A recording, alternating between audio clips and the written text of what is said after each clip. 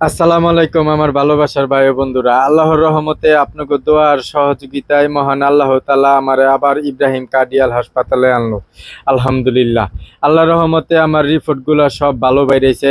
এইদিকে ইব্রাহিম কার্ডিয়াল হাসপাতাল, ওই দিকে হইলো আপনার বাডেম হাসপাতাল, দুইটা একলগে জোড়া লাগাই না, অনেক বড়। প্রথমবার সুই দেওয়ানোর সময় অনেক কষ্ট করছিলাম, কারণ হুইল চেয়ার পাই নাই। এবার আল্লাহর রহমতে হুইল চেয়ার পাইছি। আমার বঙ্গ মার্কেটের রমিজ ভাই আমারে ঠেলতাছে, পিছনে রিয়াজ ভাই ভিডিও করতেছে।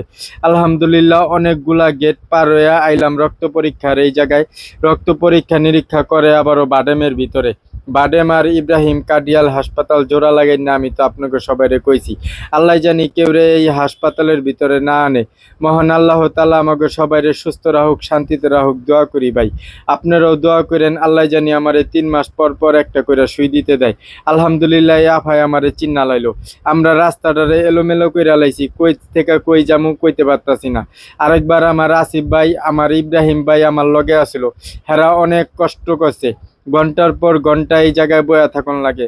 এক শিক্ষণ আলাদা আলাদা শিক্ষণ, রক্ত পরীক্ষার শিক্ষণ আলাদা, এসিজির শিক্ষণ আলাদা, এই ম্যাডামের শিক্ষণ আলাদা, ডাক্তার সাকলাইন স্যারের শিক্ষণ আলাদা।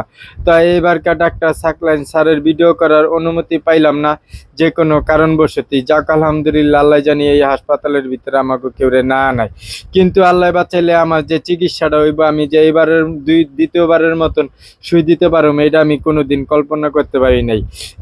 এই জায়গার ভিতরে টাকা পয়সার কোনো হিসাব করা যায় না, কিন্তু আমি গনা টাকা নিয়ে আইছি। আমার প্রবাসী ভাই বোনেরা আমারে টাকা পয়সা দিছে। বারবার কি মানুষের তখন টাকা পয়সা চাওয়ান যায়? আমি জানি না আমার কপালে কি আছে, কিন্তু আমি কালকা ভর্তি হমু। আজকে সোমবার হাসপাতালে আইছি, ডাক্তার সাকলাইন স্যার আমারে কইলো যে আপনার সব কিছু রিপোর্ট ভালো আছে, আপনি চাইলে আজকে ভর্তি হয়ে যেতে পারেন। তো মাইয়ার পরীক্ষা, আমার ইব্রাহিম ভাই নাই, আসিফ ভাই নাই, আমার মনটা খুব খারাপ।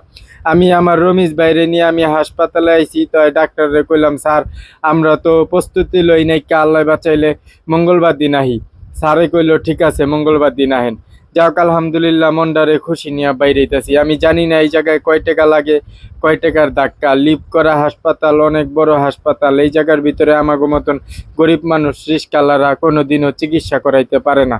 আল্লাহর রহমতে কোনো না কোনোভাবে আল্লাহ পাক আমারে একদিক দিয়ে না একদিক দিয়ে একটা না একটা কিছু ব্যবস্থা করে দেয়, আলহামদুলিল্লাহ। তো এবারের মতো আমি সুইটা দেওয়ানোর প্রস্তুতি নিয়ে নিলাম। ইনশাল্লাহ আল্লাহ বাঁচালে সুইটা দেওয়া হয়ে যাব। আপনারা সবাই আমার লেগে দোয়া করেন। আমি বাসায় যাইতেছি গা, আজকে প্রস্তুতি নেই। কালকে আল্লাহ বাঁচালে আমি আমো হাসপাতালে ভর্তি হবো মঙ্গলবার দিন।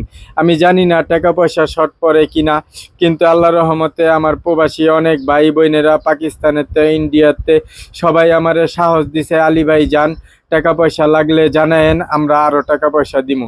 তাই আপাতত কোনো টাকা পয়সা লাগতেছে না। আমি হাসপাতালে 3 দিন ভর্তি থাকুম, সুইটা দিতে 3 দিন সময় লাগে। এই 3 দিনে আমি আপনাকে আপডেট জানানোর চেষ্টা করুম ইনশাল্লাহ।